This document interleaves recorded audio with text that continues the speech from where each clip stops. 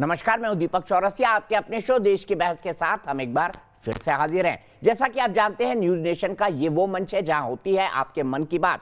आप जिस मुद्दे को चुनते हैं, हम ना सिर्फ उस मुद्दे को पूरे देश के सामने उठाते हैं, बल्कि इस शो में लोग सीधे देश के सामने अपनी बात भी रखते हैं। आज आपने देश की बहस का जो मुद्दा तय किया है वो है बेंगलुरु हिंसा में दंगाइयों से क्यों ना करे भरपाई। इसे 81% लोगों ने वोट देकर देश की बहस का मुद्दा बनाना चाहा है। आज इसी पर होगी देश की बहस। इस चर्चा में मेरे साथ एक बड़ा पैनल शामिल होगा, साथ ही दर्शक भी जुड़ेंगे। एक पोस्ट पर बेंगलुरु को जलाने की सुनियोजित साजिश कैसे रची गई, इसका खुलासा देश की बहस में हम करने जा रहे हैं। न्यूज नेशन को एक्सक्लूसिव जानकारी हाथ लगी है कि पुलिस थाने के बाहर उग्र भीड़ खुद नहीं जमा हुई थी, बल्कि सोशल मीडिया के जरिए लोगों को थाने के बाहर बुलाया गया था। देखिए, ये है वो सोशल साइट्स के पेजेस जिसमें भीड़ को उकसाने के लिए भड़काऊ चैट का इस्तेमाल किया गया। देखिए, ये देश भी जला देंगे मजहब के लिए, ये बाहर बुला के क्या करना चाहते हैं। ये देखिए, ये वो पेजेस हैं जिसमें बकायदा लिखा हुआ है कि किस तरीके से yes in Muslim condition it's always shooting, ऐसी ऐसी भड़काऊ बातें लिखी गई है जिसके जरिए लोगों को वहां पर बुलाया गया। और ये मुदस देखिए कैसे रची गई थी हिंसा की साजिश, हम आपको बता रहे हैं। पुलिस थाने में भीड़ जुटाने की साजिश का खुलासा हुआ है। सोशल मीडिया के जरिए लोगों को थाने पर बुलाया गया था। मजहब का हवाला देकर लोगों को जुटने के लिए कहा गया। कहा धर्म खतरे में है। बेंगलुरु हिंसा में एसडीपीआई की बड़ी भूमिका है। सोशल मीडिया पर भीड़ को उकसाने के लिए पोस्ट किए गए। 5 बजे पोस्ट को वायरल कराया गया। 6 बजे एफआईआर की बात हुई और उसके साथ ही पैरेलली ये कहा जाने लगा इन सोशल मीडिया पोस्ट में कि डीजी हल्ली में जमा हुई है और इसके साजिश के तार के आरोप में मुजम्मिल पाशा, फिरोज अफरोज और शेख अयाज शामिल बताए जा रहे हैं। हिंसा मामले में एसडीपीआई के पूरे नेटवर्क की जांच तेज हो गई है। और आइए सुनते हैं कि कर्नाटक के होम मिनिस्टर ने इन तमाम चीजों के बारे में क्या कहा है। 2 विंडो दिखा दीजिए इन चैट्स के साथ। ನಾನೆಲ್ಲವನ್ನೂ ಕೂಡ ತಮ್ಮ ಮುಂದೆ ಈ ಸದ್ಯಕ್ಕೆ ಹೇಳೋಕ್ಕಾಗದಿರೋ ಕೂಡ ಮುಂದಿನ ದಿನಗಳಲ್ಲಿ ಎಲ್ಲವನ್ನೂ ಕೂಡ ನಾನು ಮಾಧ್ಯಮ ಮುಂದೆ ಹೇಳ್ತೀನಿ. ಆದರೆ ಸದ್ಯಕ್ಕೆ ಬಂದಿರುವಂಥ ಹಲವಾರು ವಿಚಾರಗಳು, ವಿಡಿಯೋ ಫುಟೇಜು ಎಲ್ಲ ಹಿನ್ನೆಲೆಯಲ್ಲಿ ಮುಖ್ಯವಾಗಿ ಎಸ್ಡಿಪಿಐ ಅವರ ಒಂದು ಪಾತ್ರ ಬೆಳಕಿಗೆ ಬರ್ತಾ ಇದೆ. ಅದರ ಬಗ್ಗೆ ಇನ್ನಷ್ಟು ಮಾಹಿತಿಯನ್ನು ನಾವು तो देश की बहस में हमारा आज का सवाल इसी से जुड़ा हुआ है, क्या दंगाइयों से नुकसान की भरपाई का नया और कड़ा कानून बनना चाहिए? क्योंकि कुछ मामलों में कोर्ट से हर्जाना देने के मामले में ये लोग बरी हो जाते हैं। ऐसे कई सारे केसेस सामने आए हैं, इसीलिए नए कानून की मांग तेज में हो गई है। और इसी पर हमारा सवाल है, आप हाँ या नहीं में जवाब दे सकते हैं। जवाब देने का तरीका बहुत आसान है। हमारी वेबसाइट पर जा सकते हैं। न्यूज नेशन का मोबाइल ऐप है जिसे डाउनलोड करना बेहद आसान है। आप 24 घंटे हमारे साथ जुड़े रह सकते हैं। हमारे ट्विटर हैंडल पर जा सकते हैं @NewsNationTV। हमारा फेसबुक पेज भी है। और साथ ही साथ ये देश का इकलौता शो है जिसमें हम देश की बहस में आप दर्शकों को जोड़ते हैं, क्योंकि आपकी राय देश के लिए बहुत अहमियत रखती है। इसीलिए हमारा व्हाट्सएप नंबर दे रहे हैं। आप शामिल होना चाहते हैं या कार्यक्रम के बारे में कोई राय है या कार्यक्रम में आप कोई सवाल पूछना चाहते हैं तो 9711002266 पर आप अपना संदेश दे सकते हैं। बड़ी बहस को खोलने जा रहा हूं। मेरे साथ खास मेहमान जुड़े हैं। मेरे साथ जीवीएल नरसिम्हा राव हैं, मेरे साथ विक्रम सिंह साहब हैं, एक्स डीजीपी और डेकोरेटेड ऑफिसर रहे हैं और बहुत ही जाने माने ऑफिसर रहे हैं और अपनी बेबाक बात के लिए जाने जाते हैं। सुनीत चोपड़ा जी अपनी विचारों के लिए जाने जाते हैं। और साथ ही साथ एसडीपीआई से मेरे साथ जुड़ गए हैं सलीम अहमद साहब। सलीम अहमद साहब, सबसे पहले मैं आपसे ये पूछना चाहूंगा और ये वीडियो दिखाना चाहूंगा। देखिए, आपकी पार्टी पर साजिश का पूरा आरोप लग रहा है। ये वीडियो देखिए और ये बताइए कि धर्म के नाम पर इस तरह का आतंकवाद ठीक है क्या? दिखाइए क्या नारे लग रहे थे वहां पर, फुल फ्रेम दिखाइए। फिर नरसिम्हा राव साहब के पास जाऊंगा मैं।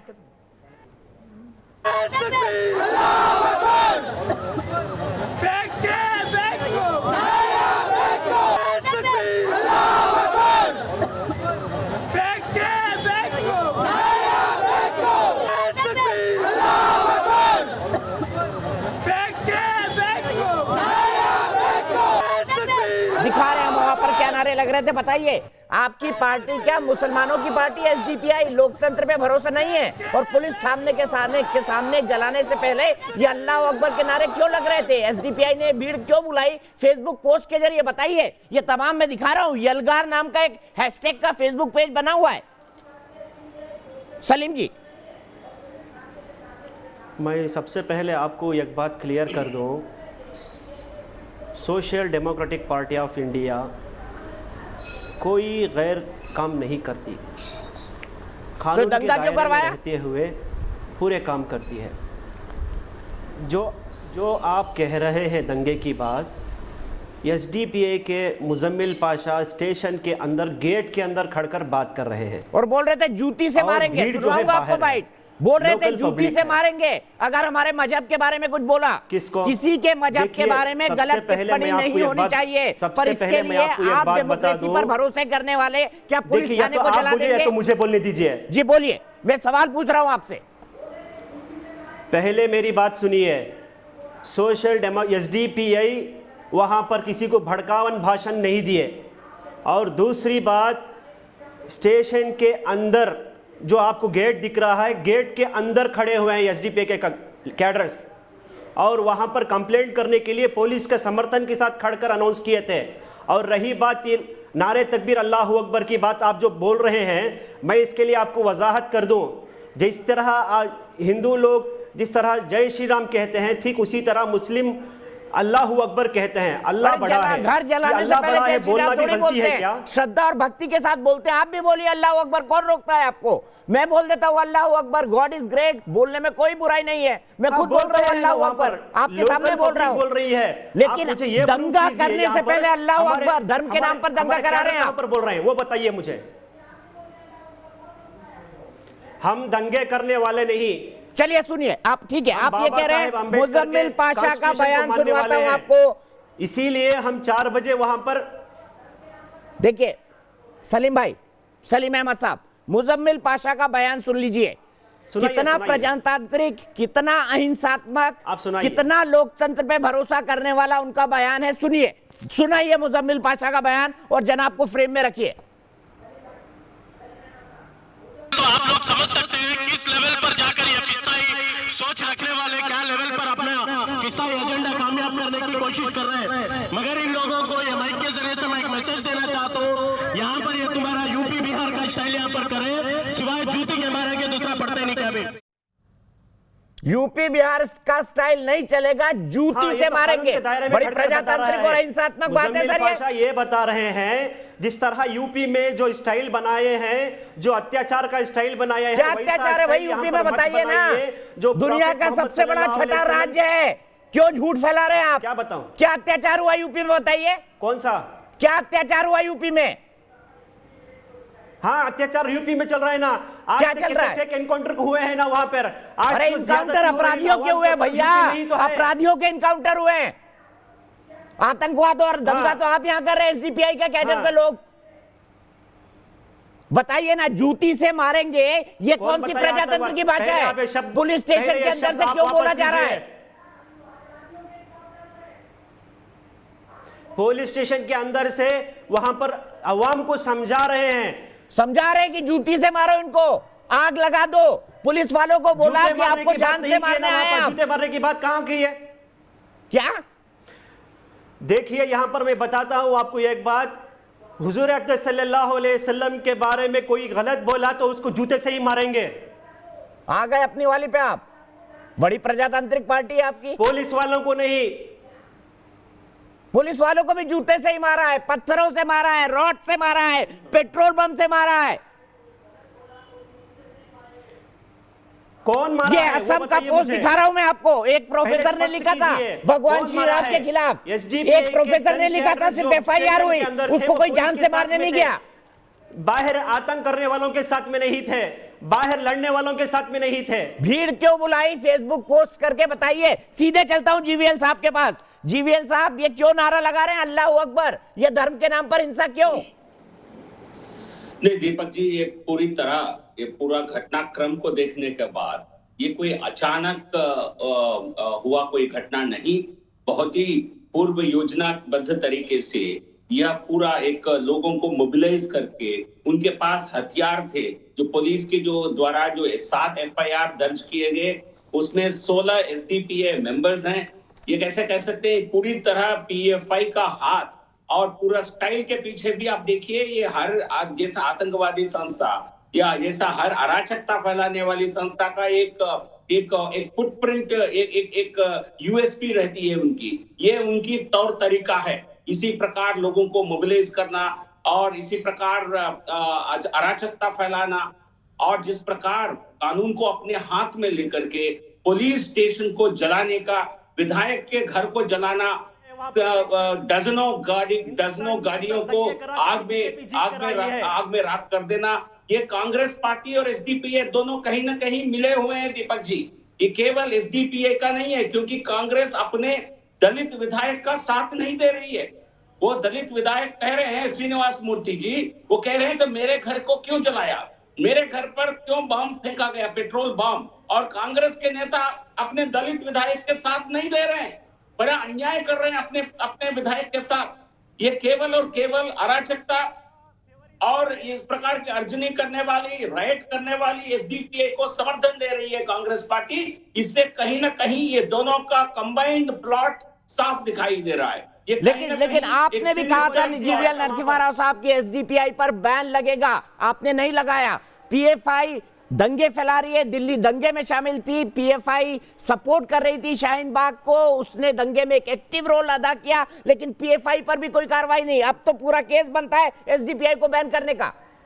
दीपक जी, बिल्कुल इस पे कार्रवाई हो रही है, सारे इंडिया के अंदर बहुत जल्द लगेगा। Popular front of India, SDPI, ये दोनों PFI जिस प्रकार एनफोर्समेंट डायरेक्टरेट का इंक्वायरी उन पर चल रहा है और जिस प्रकार NIA का केस उनके ऊपर बन रहा है, बहुत जल्द इन पर एक्शन होगा।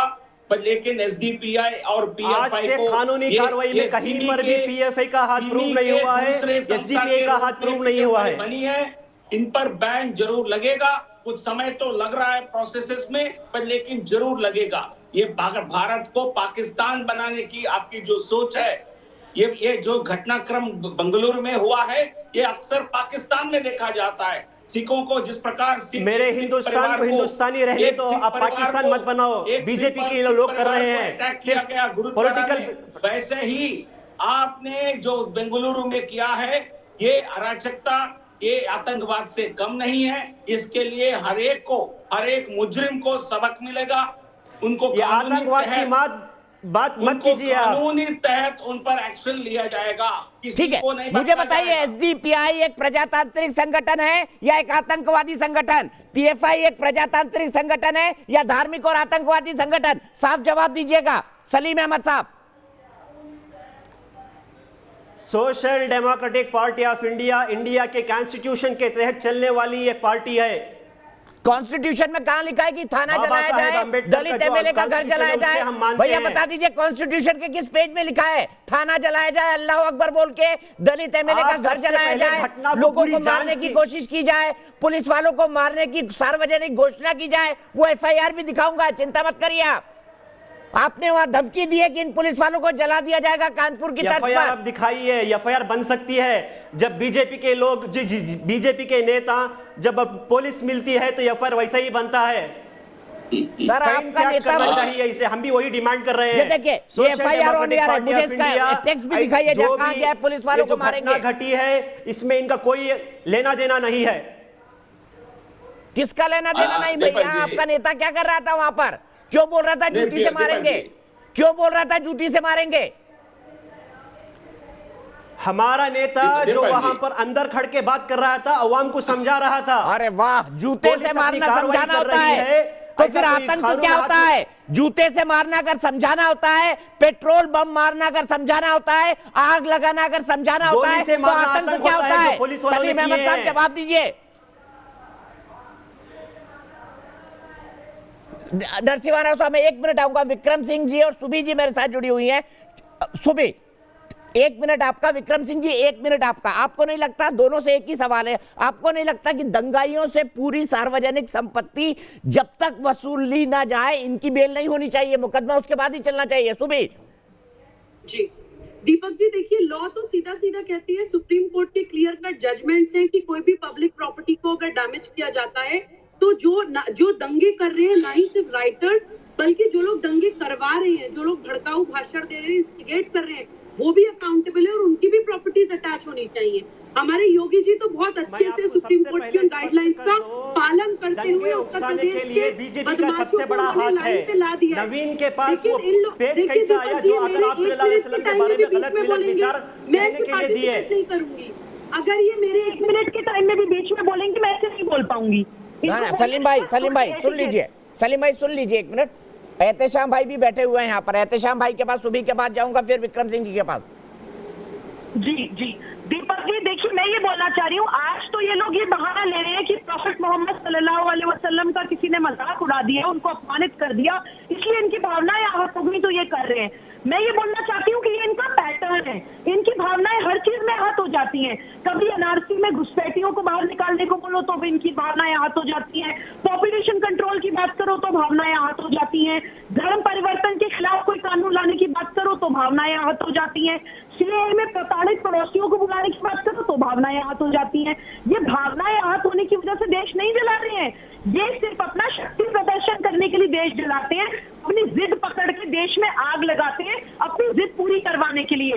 जिनकी सही में भावनाएं आहत होती है ना, तो पंचों को परमेश्वर मान के कोर्ट के जजमेंट का इंतजार करते हैं।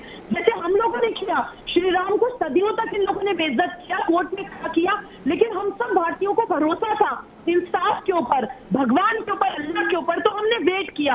इन लोगों को कोई भरोसा नहीं है अल्लाह के ऊपर, और प्रॉफिट मोहम्मद सल्लल्लाहु अलैहि वसल्लम को अपने आप को डिफेंड करने के लिए इन दगाइयों की जरूरत नहीं है। अल्लाह अकबर को, नाराए तकबीर को ये कंपेयर कर रहे थे जय श्री राम से। आपने कभी देखा है किसी शहर को, शख्स को, वैश्य को जय श्री राम का नारा लगा के मारकाट मचाते हुए? ये लोग तो अल्लाह अकबर, नाराए तकबीर का नारा लगा के मुसलमानों को ही मारते हैं, मुसलमान को मुसलमान ही मारता है, युद्ध घोष बना दिया है अपने नाराए तकबीर अल्लाह अकबर को। ठीक है, मेरे साथ सुबह मैं एहतेशाम भाई के पास जाऊंगा, लेकिन उससे पहले प्रमोद शाही, लखनऊ से मेरे एक दर्शक जुड़ गए हैं। देश की बहस की यही विशेषता है कि हमारे जैसे जनता जनार्दन होती है लोकतंत्र में, वैसे दर्शक हमारे लिए जनार्दन है। प्रमोद शाही जी, क्यों ना एक देशव्यापी कानून बने कि दंगाइयों को तब तक ना छोड़ा जाए जब तक सार्वजनिक और व्यक्तिगत संपत्ति के नुकसान की भरपाई ना हो जाए, चाहे वो स्ट्रीट लाइट ही टूटी हो।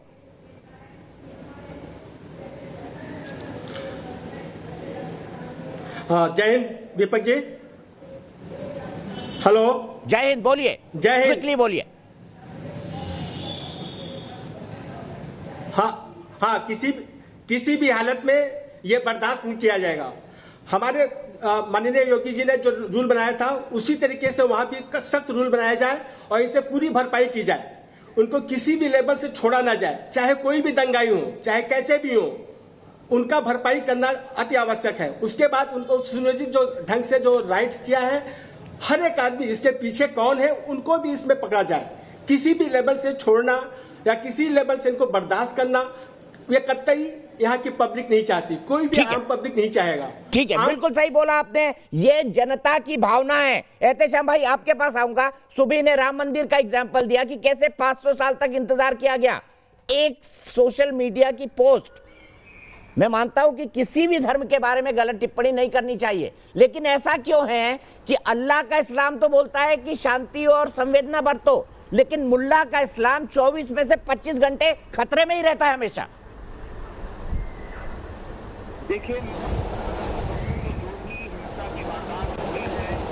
देखिए, मैं आपसे बताना चाहता हूं कि जो भी हिंसा की वारदात हुई है, जो भी तोड़फोड़ हुई है या आगजनी हुई है, वो एक बहुत अफसोस की बात है।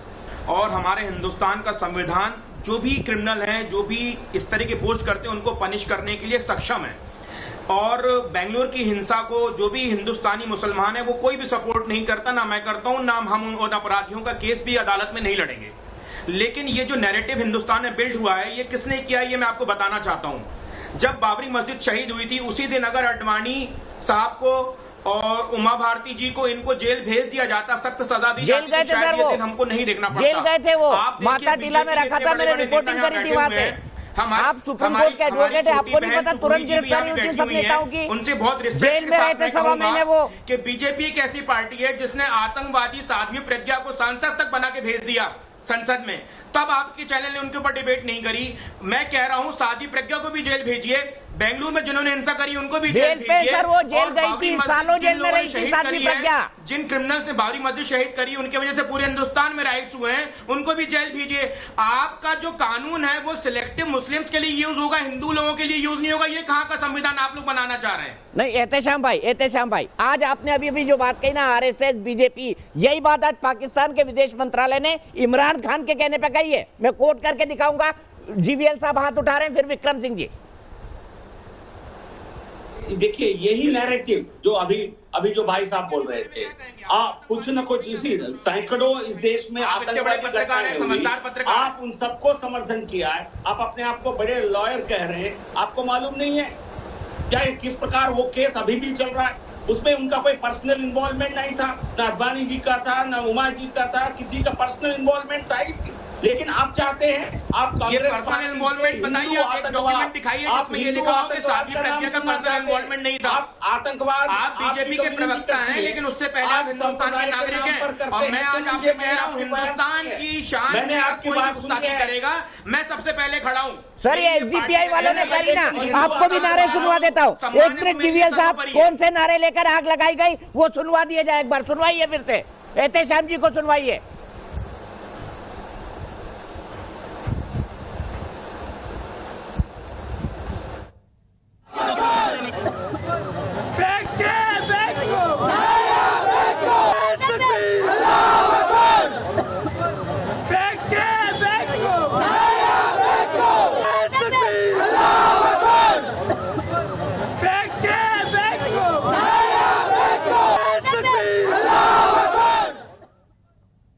ये बताइए एहतेशाम जी,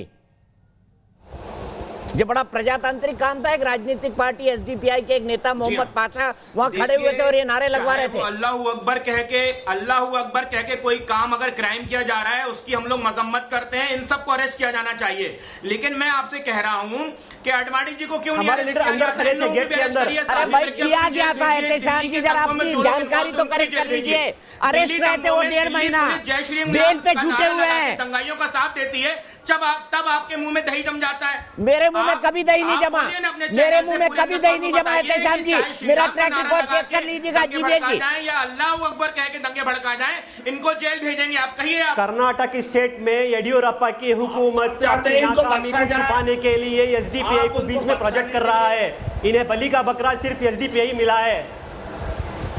अच्छा, आप बलि के बकरे हैं? इनके जो कोविड-19 बलि के बकरे तो वो ले गए जिनको आपने मारा। भारत की न्याय व्यवस्था बीजेपी सरकार के हाथ में है, और बीजेपी सरकार अगर इनकॉम्पिटेंट है तो सत्ता से हट जाए, किसी और को मौका दे के लॉ एंड ऑर्डर मेंटेन हो सके। जीवीएल साहब एक क्विक जवाब, विक्रम सिंह जी और सुनील भाई इंतजार कर रहे हैं। जीवीएल जी एक क्विक जवाब, मैं आ रहा हूँ आपके पास। देखा आपने, मुंबई देखा आपने, मुजफ्फरनगर देखा, देखिए आपने मेरठ देखा। दीपक जी इनका वॉल्यूम कम करिए। इनकॉम्पिटेंसी बताइए देशवासियों हमने दिल्ली दंगा भी देखा और ताहिर हुसैन की छत भी देखी। हमने दिल्ली दंगा देखा और ताहिर हुसैन की छत भी देखी।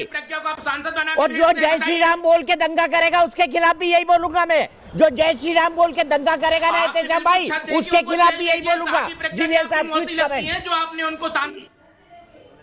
अब देखिए दीपक जी, कितनी हंसी की बात है। ये कह रहे हैं ये जो राइट इन्होंने किया है, दंगे किए थे, उसके लिए कोई बहाना ढूंढ रहे। वो नहीं तो वो हमारी नाकामी है। आप सैकड़ों लोग जमा होकर के पुलिस को मारेंगे, जला देंगे पुलिस स्टेशन को, और क्या उनके खिलाफ एक्शन नहीं होना चाहिए? आप उनके समर्थन कर रहे हैं। आप किसी और घटना के साथ तुलना करके इसको आप जस्टिफाई करना चाह रहे हैं। यही आपके लिए कानून का राज है। आप कानून का, संविधान का, आप संविधान के दावे पर आप ऐसे काम करेंगे? हमारी सरकार किसी भी स्तर पर ऐसे दंगाइयों को नहीं छोड़ेगी, अच्छी तरह सबक सिखाएगी आपको। हम कोई वोट बैंक राजनीति नहीं करेंगे। कांग्रेस पार्टी के मुंह में दही जम गया है। ठीक है, मैं सीधे विक्रम सिंह जी के पास चलता हूं। विक्रम सिंह जी, मैं आपसे जानना चाहता हूं, क्यों ना उत्तर प्रदेश की तर्ज पर देश भर में एक कड़ा कानून बने, ताकि इस तरह की हरकत करने से पहले लोग सोचें। क्योंकि हाई कोर्ट से जब जुर्माने और मुआवजे की बात आती है तो कई लोग छूट जाते हैं। ऐसे कई केसेस हमने देखे हैं। क्यों जरूरत है इसकी, और कैसे डिफाइन करेंगे आप एक पुलिस ऑफिसर के तौर पर? और एहतेशाम जी को यह भी बता दीजिए कि आडवाणी, उमा भारती, मुरली मनोहर जोशी ये सब गिरफ्तार हुए थे जब आप एक वरिष्ठ पुलिस अधिकारी थे 6 दिसंबर 1992 को। बिल्कुल सही कहा दीपक जी आपने। मैं डीआईजी मुरादाबाद था जब ये घटना हुई थी, तो जितने चोटी के नेता थे उनकी गिरफ्तारी करके जेल भेजे गए थे, और जो शीर्षस्थ नेता जिनका आप नाम ले रहे हैं वो माता टीला टेम्पररी जेल में नजरबंद किए गए थे। झांसी के पास मनमाने तरीके से तथ्य न प्रस्तुत किए जाए। सुप्रीम कोर्ट और इलाहाबाद की बड़ी कड़ी व्यवस्था दी है कि जो दंगे होते हैं उनकी जो पब्लिक प्रॉपर्टी बर्बाद होती है उसकी भरपाई दंगाइयों से की जाए। हमारे 2 एक्ट ऐसे हैं, यूपी गैंगस्टर्स एक्ट और मकोका, जिसमें यह भी प्राविधान है कि चल अचल संपत्ति पूरी, मैं तो इसका पक्षधर हूं कि जो अपराधी और गैंगस्टर है ताहिर हुसैन ऐसे या जो भी दंगाई है उनके न सिर्फ भरपाई की कार्रवाई होनी चाहिए, उनकी टोटल चल अचल संपत्ति सब फ्रीज हो जानी चाहिए, कुर्क हो जानी चाहिए। पहले तो 12 लोगों को एनएसए में, मेरा मशवरा होगा बेंगलुरु पुलिस को कि 12 लोगों को राष्ट्रका के अंतर्गत निरुद्ध कर ले, साल भर के अंदर लाई डिटेक्टर और पॉलीग्राफ, क्योंकि बड़ा कॉन्ट्रडिक्शन है जो बातें दीपक जी आज टीवी पे कही जा रही है और जो इलेक्ट्रॉनिक मीडिया दिखा रहा है और जो ऑन रिकॉर्ड है। तो इसको कस्टोडियल इंटरोगेशन और लाई डिटेक्टर और पॉलीग्राफ टेस्ट होना चाहिए इसका। तो मुझे पूरा मशवरा रहेगा कि बेंगलोर पुलिस इसके बारे में जो चोटी के शीर्षस्थ नेता है, और आपने सही कहा दिल्ली के दंगे की जो योजना थी और जो दंगे हुए और यहाँ की शुरुआत और जिन्होंने संग बुनियाद बुरी शरारती तत्वों ने, वो लगभग एक जैसी है। वहां ताहिर हुसैन थे, यहाँ कोई और साहब होंगे। जो भी हो इसका अनावरण होना जरूरी है। 120 करोड़ रुपए बाहर से आए थे आपत्तिजनक पीएफआई के पास, जिनका दफ्तर शाहीन बाग के पास है, और इसका अनावरण ईडी और एनआईए कर रही है। मुझे पूरी उम्मीद है कि जो भी शरारती तत्व हैं उनके विरुद्ध ऐतिहासिक कार्यवाही बिना किसी उदारता का परिचय दिए हुए, और जो जो संलिप्त है उनके खिलाफ ऐसी कार्रवाई हो, चाहे हमारे राजनीतिक मित्र हो, चाहे पुलिस के मित्र हो, चाहे जो भी उनके समर्थक और सहयोगी हो। धारा 120 भी आईपीसी के अंतर्गत उनके खिलाफ भी वही ठोस कार्रवाई हो जो आतताइयों, दंगाइयों और अपराधियों के विरुद्ध होनी है। कानून बहुत जरूरी है, लेकिन सख्ती से इम्प्लीमेंटेशन सारी चल अचल संपत्ति कुछ होनी चाहिए। हमने कभी भी दीपक जी अपने को असहाय नहीं समझा। एक दफा जब कार्रवाई कर दी तो जहां रहता था वहां पे दंगा वंगा होने की कोई गुंजाइश नहीं होती थी, क्योंकि या तो दंगाई रहेगा या मैं रहूंगा। बिल्कुल सही सोच, और यही सोच पुलिस की होनी चाहिए। लेकिन कई सारे लोग ऐसे हैं। सलीम अहमद साहब, मुझे ये भी बता दीजिए, आपने कहा आप निर्दोष हैं, आप एक डेमोक्रेटिक पॉलिटिकल पार्टी है, तो ये पीएफआई पर जो आरोप लग रहा है कि 120 करोड़ ये हवाला के जरिए ले आए, ये क्या चैरिटी करने के लिए लाए थे आप आपराधिक पैसा, जिसकी फंडिंग से आपकी पार्टी चलती है? आज तक प्रूफ नहीं हुआ है। वो होगा सर, अभी तो इन्वेस्टिगेशन शुरू हुई है, हवाला के लिंक्स बताए गए हैं, पूरी रिपोर्ट ईडी के सामने आई है, पुलिस थाने भी जाएगी और उस पर कार्रवाई भी होगी। करने दो, आप कैसे प्रूव कर सकते हैं? कोर्ट एनआईए करेगा सर, मैं नहीं करूंगा। एनआईए करेगा, जांच हो रही है उसकी, ईडी कर रहा है जांच उसकी, आप भी जानते हैं। मुझे ऐसा लग रहा है पूरी जांच आप कर रहे हैं बैठकर। सर मैं तो जनता के सामने दिखा रहा हूं कि सारी क्या नारे लगे वहां पर, क्या पेट्रोल पंप का इस्तेमाल हुआ, पुलिस वालों को क्या धमकी दी गई, ये बता रहा हूं मैं। और आपकी पॉलिटिकल पार्टी के नेता वहां मौके पर मौजूद थे और बोल रहे थे कि अगर यूपी बिहार का मॉडल कर्नाटक में आया तो जूते से मारेंगे। और फिर आपने आग लगाई, 3 लोग मारे गए, स्ट्रीट लाइट फोड़ी, 300 गाड़ियों में आग लगाई, पुलिस थाना फोड़ा, दलित विधायक के घर को पूरा जला दिया। 2 मिनट का टाइम देंगे, मैं आपको स्पष्ट कर दूं। 1 मिनट का टाइम दे रहा हूं, स्पष्ट करिए। क्या स्पष्ट करेंगे आप, मुझे ये बताइए ना। प्रत्यक्ष को प्रमाण की जरूरत नहीं होती, ये सब टीवी स्क्रीन पर चल रहा है, जो सोशल मीडिया से साजिश करी आपने। देखिए, सबसे पहले नवीन नाम का लड़का जो इंसिडेंट घटना घटी जिसमें आकर नवीन का सबसे बड़ा रोल था, इसका बैकिंग आकर बीजेपी का था। केएल संतोष से नवीन मिलने गया था 5 दिन पहले, बीजेपी के प्लान के तहत उन्होंने आकर व्हाट्सएप में, ये फेसबुक में आकर पोस्टिंग की थी उसने, और साथ ही साथ ये पूरे गलाटे में आकर बीजेपी का सबसे बड़ा हाथ है। बीजेपी जो नारे लगा रहे थे अल्लाह अकबर, ये बीजेपी और आरएसएस के लोग थे। इसको छुपाने के लिए जलाया वो बीजेपी और आरएसएस के लोग थे। थाना जला रहे थे अल्लाह अकबर बोल के, वो बीजेपी और आरएसएस के लोग थे। बीजेपी अगर आपको उकसा रही है तो आप आग लगाएंगे या कानूनी कार्रवाई करेंगे? जो किए हैं वो सही नहीं करके आप आग लगाएंगे, लोगों को मारेंगे, धमकियां देंगे। जो गलती किए हैं उनके ऊपर कीजिए, तो करवा दीजिए ना बीएस संतोष के खिलाफ एफआईआर। मैं तो चुनौती दे रहा हूं आपको। वो पुलिस के समर्थन में खड़कर अनाउंसमेंट कर रहे थे वहां पर, उनके ऊपर एफआईआर ठोका गया है वहां पर। फिर आग क्यों लगी? समर्थन में खड़े होकर अनाउंसमेंट कर रहे थे तो आग क्यों लगाई? आपका कोई तर्क आपको पूरा नेशनल टेलीविजन पर देश ही आग नहीं हमने दुनिया नहीं देख रही लगाई। है, आप ये आपके बेकार पास की एक बात भी कर तर्क रहे नहीं हैं। है।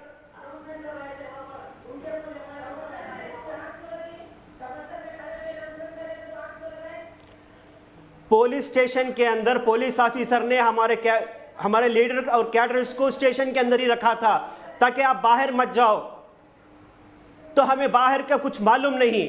और जब अमेरिका बाहर से ये आई- इंसिडेंट घटना घटी तो बताइए पुलिस वाले, आप ठीक है, बाहर मत सुनील जाओ। चोपड़ा जी के तब पास हम चलता हूं। सुनील चोपड़ा जी, आपको क्या लगता है क्यों ना एक ऐसा कानून बने कि इस तरह के जो दंगाई होते हैं जी।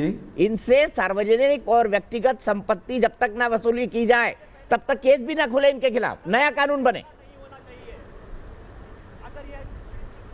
मेरा ये कहना है कि आप लाख कानून बना लीजिए, लेकिन अगर पुलिस का रवैया ये हो जो बेंगलोर में था, अगर इतने योजना हुई है तो पुलिस को क्यों नहीं मालूम था?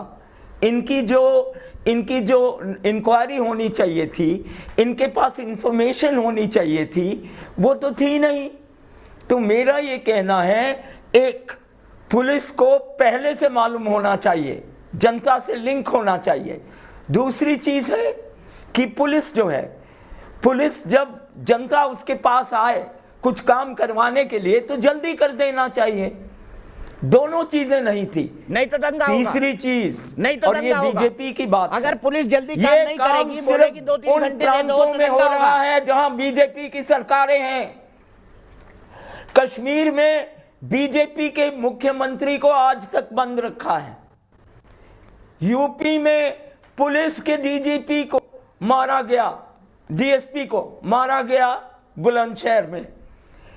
आप कहीं जाइए, आज बीजेपी के राज में पुलिस को खुली छुट्टी है गुंडे की तरह काम करने को। मेरा ये कहना है, अच्छा, पुलिस ये काम करे तो गुंडागर्दी गुंडा, बंद नहीं कीजिए। काम करे तो दंगाई, मेरा ये सच्चे, कहना है, दूध के सजा धुले हुए, दीजिए, जो अल्लाहू अकबर का लेकिन नारा लगा रहे हैं। अपनी इज्जत पहले बनाइए। आज पुलिस पूरे देश में बेइज्जत है। और दूसरी चीज ये भी समझ लीजिए, चलिए सर, पुलिस बेइज्जत है तो वामपंथियों का क्या हुआ इतने सालों में, 70 सालों में? ये भी बता दीजिए। वो कांग्रेस का एमएलए है, वो कांग्रेस का एमएलए है, और उसका जो भांजा है वो बीजेपी का रहा है।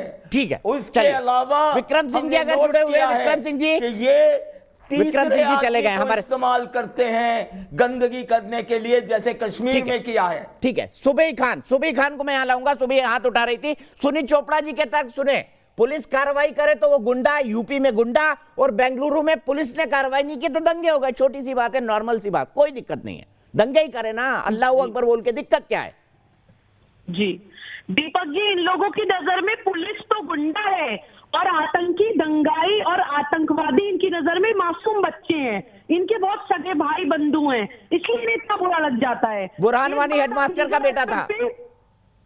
एक लीगल एस्पेक्ट में बताना चाहती हूँ। देखिए, एक होता है prevention of damage to public property act 1984, जिसमें जो भी पब्लिक प्रॉपर्टी जेल में है, 5 साल तक की सजा का आपकी प्रावधान है। मुख्यमंत्री ICC के कश्मीर में बहुत जेल सारे में provisions है, हैं। उसके साथ दीपक जी, सरकार मैं किसने किसी के चलाई? बीच में नहीं बोल रही हिंदुस्तान हूँ, में मैं चिल्ला इतना के debate नुकसान नहीं कर किसने पाऊंगी। किया है? मैं विदेश सुनील चोपड़ा जी तक सुन लीजिए, मैं आपके नुकसान पास फिर आऊंगा। होने दीजिए।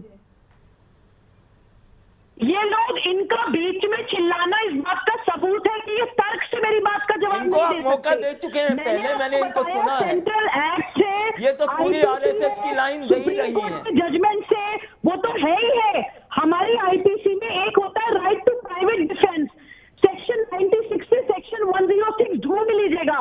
पर्सन एंड प्रॉपर्टी को प्रोटेक्ट करने के लिए आप किसी को मार भी सकते हैं, और वो किसी थर्ड पार्टी की पर्सन एंड प्रॉपर्टी को प्रोटेक्ट करने के लिए भी एक्सरसाइज कर सकते हैं आप राइट टू प्राइवेट डिफेंस। तो पुलिस तो क्या, अगर आप मेरे सामने भी मेरा देश जलाएंगे, अब ये कह रही हैं आप मार डालो, रखती हूँ।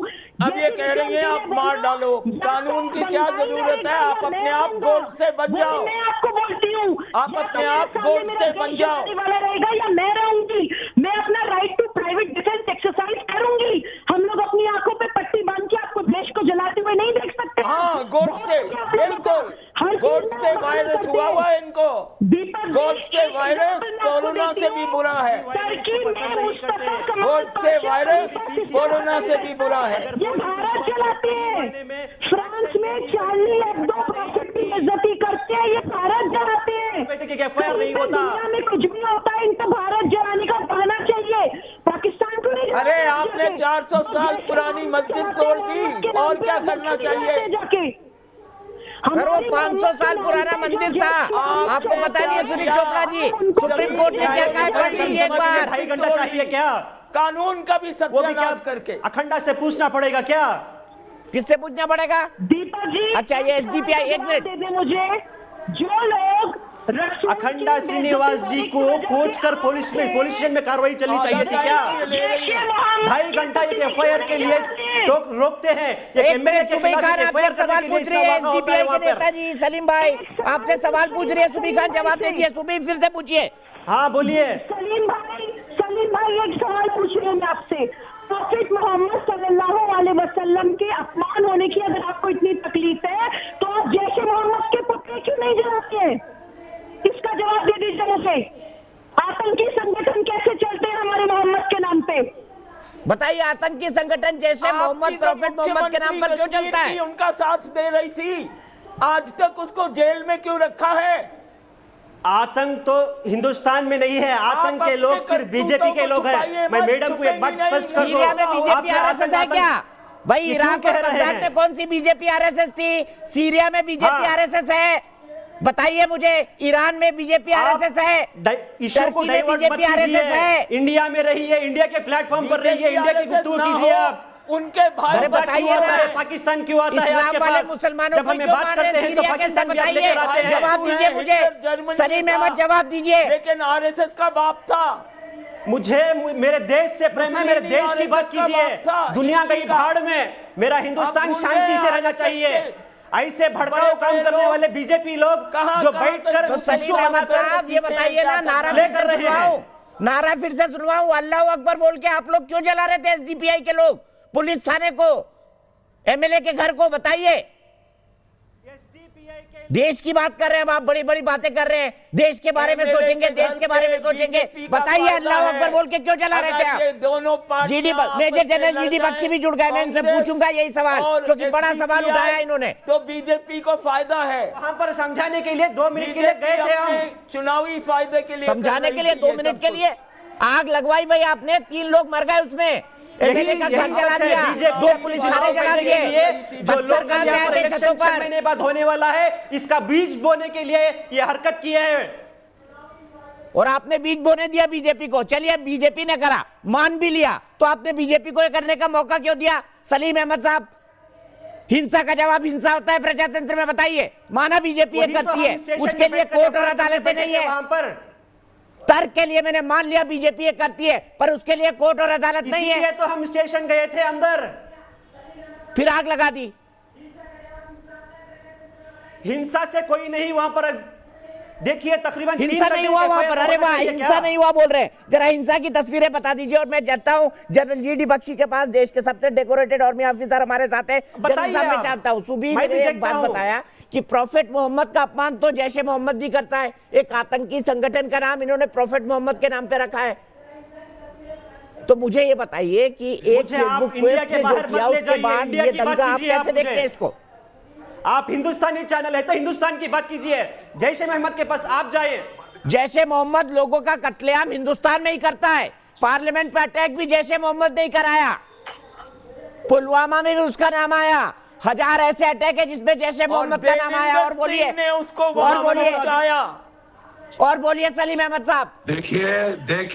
देखिए मैं कहना ये चाहता हूं कि इस देश के कानून के अंतर्गत किसी को ये हक नहीं है कि वो जो इंसाफ को खुद अपने हाथों में ले, वायलेंस करे, आगजनी करे, पुलिस पे हमला करे, पुलिस वर्दी जिसने डाल रखी है आपके बचाव के लिए, उसके ऊपर आप हमला कर दे। I am sorry, you are breaking the law of the land. आप इस देश के कानून से हद्दा मजाक कर रहे हैं। That is not acceptable, not repeat, not acceptable. पहुंची है किसी चीज से, एक न्याय संगत तरीका है, एक लीगल रास्ता है रेमेडी का।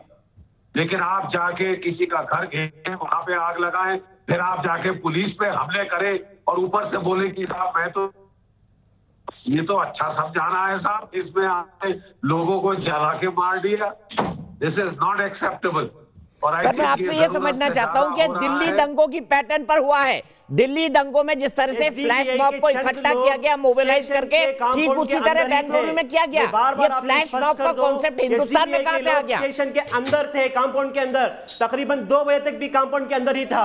2 बजे तक तो जल गया था भाई, 12 बजे जला दिया था आपने, 9:30 बजे से हिंसा की शुरुआत की। टाइमलाइन बताऊं आपको, दिखाओ इनको जरा आग से जलते हुए पुलिस थाने और एमएलए के घर की तस्वीर बताइए सर। ये फ्लैश मॉब का कल्चर किस इस्लामिक स्टेट से आया, ये भी समझाइए हमको। उठाकर पार्टी के ऊपर नहीं लगा सकते ये बात, लोकल पब्लिक का लोकल के ऊपर नहीं लगा सकते तो वहां हिंसा लाकर पार्टी को नहीं जोड़ सकते आप। हक है वहां जलाने का। अभी भी पुलिस इन्वेस्टिगेशन जारी है, चल रहा है वहां पर। दिल्ली में पुलिस ने इस्तेमाल किया था पुलिस स्टेशन जलाने का। कश्मीर में इन्होंने मुख्यमंत्री बनाई थी जो आतंकवादियों का साथ दे चुकी है। और ठीक है, आप मैं ऑडियंस के पास जाता हूं, उसके बाद जनरल बख्शी और सलीम अहमद साहब आमने सामने होंगे। सीधे चलता हूं दिनेश कुमार के पास, गाजियाबाद से मेरे साथ जुड़े हुए हैं। दिनेश जी, क्या सोचते हैं आप इस बारे में, क्या कानून बनना चाहिए? दंगाइयों से संपत्ति वसूला जाए। और मुझे बताइए कि मुल्ला का इस्लाम 24 में से 25 घंटे खतरे में क्यों रहता है?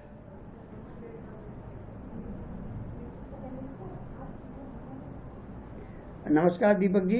नमस्कार। जो भी किसी को हक नहीं है देश की संपत्ति को नुकसान पहुंचाने का, पुलिस को नुकसान पहुंचाने का, मीडिया कर्मियों को नुकसान पहुंचाने का और आम पब्लिक को नुकसान पहुंचाने का। यूपी मॉडल पूरे देश में जहां भी दंगा कोई भी लोग करे, ये यूपी मॉडल लागू होना चाहिए। जिन उपद्रवियों ने दंगा फैलाया है, चाहे वो किसी भी समुदाय के हों, उनसे रिकवरी की जानी चाहिए, उसकी भरपाई की जानी चाहिए। ये मेरा मानना है। मैं सीधे जनरल बख्शी और सलीम भाई को लाना चाहता हूं। जनरल बख्शी, ये कह रहे हैं कि हम तो शांतिपूर्ण गए थे, ये कह रहे हैं कि वहां आग लग गई, लोकल पब्लिक ने लगा दी, हमारा क्या रोल? सिर्फ सलीम भाई और जनरल बख्शी, आपको लगता है इनका आर्गुमेंट कोई इस पे कुछ स्टैंड बनता है? देखिए, आपको बड़ा आक्रोश है किसी चीज पे तो आप अपनी कार जलाइए। मेरी कार या दूसरे तीसरे शहरी नागरिक की कार या स्कूटर जो कि गाड़े पसीने की कमाई से उसने खरीदा है, उसको आपको हाथ लगाने का, जलाने का अधिकार किसने दिया?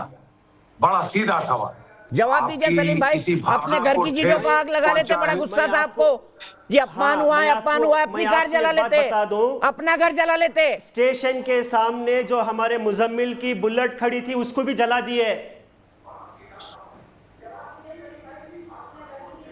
आपने तो पुलिस स्टेशन भी जला दिया, अब रह क्या गया? जो कानून लॉ एंड ऑर्डर को अपहोल्ड करने के लिए हमारी गाड़ी खुद वहां पर जली है। अच्छा, मतलब आप दंगाई कह रहे हैं कि हम विक्टिम हैं? सर दंगाई कह रहे हैं कि ये विक्टिम है? दंगाई कह रहे हैं कि अब आप विक्टिम है और उल्टा चोर कोतवाल को डांटे तो आपने सुना था, बात नहीं करता, लेकिन उल्टा चोर कोतवाल का कोतवाली चला दे। जो इंसिडेंट के ये तो एक नई डेवलपमेंट है। के पर हुआ, भड़काओ किस मुद्दे पर हुआ? मुद्दा कुछ भी हो, आपको हक किसने दिया किसी और का प्रॉपर्टी जलाने का? मुद्दा कुछ भी हो साहब, मुद्दा कुछ भी है, आपके पास अदालतें हैं, जलाया है ना जेल की सलाखों के पीछे चलाते। एसडीपीआई में सबसे पहले वही सिखाते हैं, जिसने भी आपकी भावनाओं को ठेस पहुंचाया है, आप किसी मजहब का, किसी को तकलीफ ना हो, तकलीफ को आपने कोई कमी छोड़ी है? और कानून में हाथ में लेने के लिए हरगिज छोड़ी है नहीं कहते।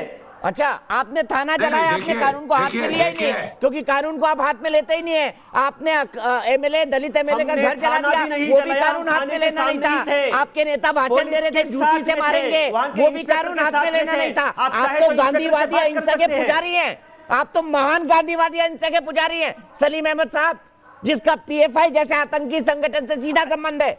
हाँ हाँ हाँ,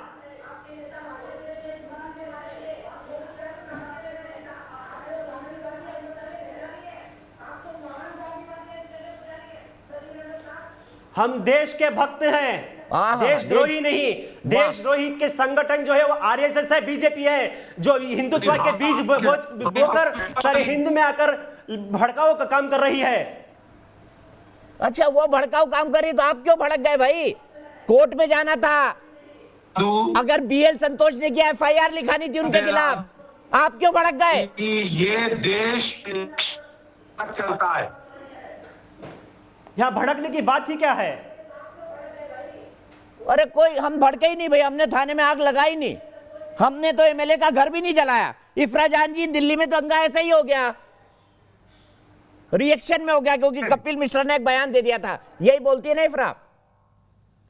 डोनाल्ड ट्रंप के आने, बिल्कुल भी नहीं। अगर आप दिल्ली के दंगों की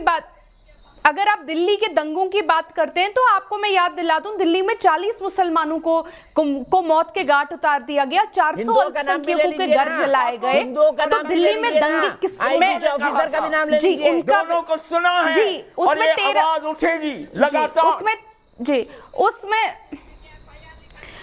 उसमें 13 हिंदू भी थे, वही मैं कह रही हूँ, उसमें 13 हिंदू भी थे और 400 अल्पसंख्यकों के घर भी जलाए गए, 2 मस्जिदें भी जलाई गई।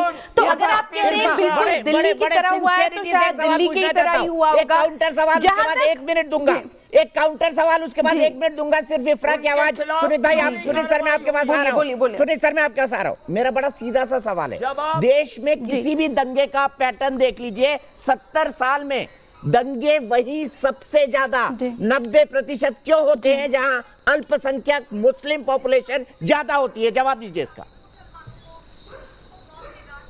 इसका जवाब ये है क्योंकि अल्पसंख्यकों की शायद घर जलाना वहां आसान हो जाता है, शायद अल्पसंख्यकों को मारना आसान हो जाता है।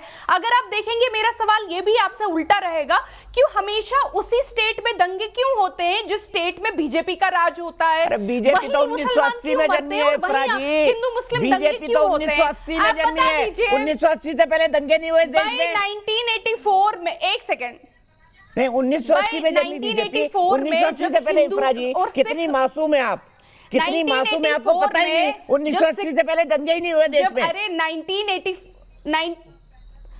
1984 में जब सिखों के दंगे हुए दिल्ली में, तो क्या उनको मुसलमानों ने मारा? क्या दिल्ली एक मुस्लिम बहुल्य इलाका है? वहां क्यों सिखों के खिलाफ दंगे हुए? आप समझ सकते हैं ये सुनियोजित कौन करता है। लेकिन जहां तक बैंगलोर के 1984 के दंगे भी बीजेपी आरएसएस ने करवाए थे या अकाली दल ने करवाए थे? बता दीजिए इसका भी जवाब। आप जब 1984 को ला रही है तो बता दीजिए, 1984 के दंगे बीजेपी और आरएसएस ने करवाए थे। क्या क्या नाम थे उन लोगों के? आप नाम पढ़ लीजिए उन लोगों के जिनको दंगाओं में पकड़ा गया। क्या मुसलमान लोग थे? हम लोगों की तो दिल्ली में कोई पॉपुलेशन ही नहीं। आप क्यों नहीं नाम पढ़ते उन लोगों के जिनको दंगों में बंद कर दिया गया? इतनी पढ़ी लिखी लॉयर है, लॉ की स्टूडेंट है, क्या तर्क दे रही है? कहां बेंगलुरु में घर जला दिए गए और कहां आप 1984 राइट्स की बात कर रही है? और आप क्यों नहीं बता रही है इस सवाल का जवाब कि वहीं पर हिंसा सबसे ज्यादा क्यों होती है जहां पर अल्पसंख्यक ज्यादा होते हैं? न्यू फ्रेंड्स कॉलोनी या डिफेंस कॉलोनी में हिंसा नहीं होती है, वही इस दिल्ली के अंदर होती है, सुनियोजित ढंग से होती है, सड़कों को घेरा जाता है। दिखाऊं तस्वीरें आपको दिल्ली में कैसे शुरू हुई? जी भाई, 2002 के गुजरात के दंगों में तो इतने सारे मुसलमान मरे। अब आप जो लोग मरते हैं दंगों में, आप उन्हीं के ऊपर आप ये तो उल्टा चोर कोतवाल को डांटे ना। अच्छा, साबरमती एक्सप्रेस किसने जलाई थी मैडम? दंगों की शुरुआत कहां से हुई थी? मैं किसी दंगे को सपोर्ट नहीं करता। गुजरात दंगों की शुरुआत किस बात से हुई थी बताइए? तो अब आप दंगे को सपोर्ट कर ना, दंगे को नहीं सपोर्ट कर रहा हूं मैं। गुजरात दंगों की शुरुआत कहां से हुई थी? किस इंसिडेंट से हुई थी बताइए ना भाई। उस इंसिडेंट में गोधरा ट्रेन में आपको जैसे आप कह रहे हैं कि केस कोर्ट में ले जाते हैं, आप भी केस कोर्ट में ले जाते हैं। आप लोगों ने तो 1000 लोग मार दिए, वैसा कैसा हुआ? अब दंगों की बात छोड़िए, मैं आपको कह रही हूं जो बैंगलोर के दंगे हुए थे, जिसने भी ये दंगे किए हैं, कहीं पर आज़ान पर पाबंदी, कहीं पर आकर हुजूर सल्लल्लाहु अलैहि वसल्लम के बारे में गुस्ताखी करते हैं, कहीं पर आकर मॉब लिंचिंग करते हैं। छोड़ दीजिए सर, आपका धर्म तो 25 घंटे खतरे में रहता है, हमेशा धर्म ही खतरे में आपका। सीरिया में भी है, बगदाद में भी है। ब्रेक के लिए रुक रहा हूं, फिर वापस आ रहा हूं।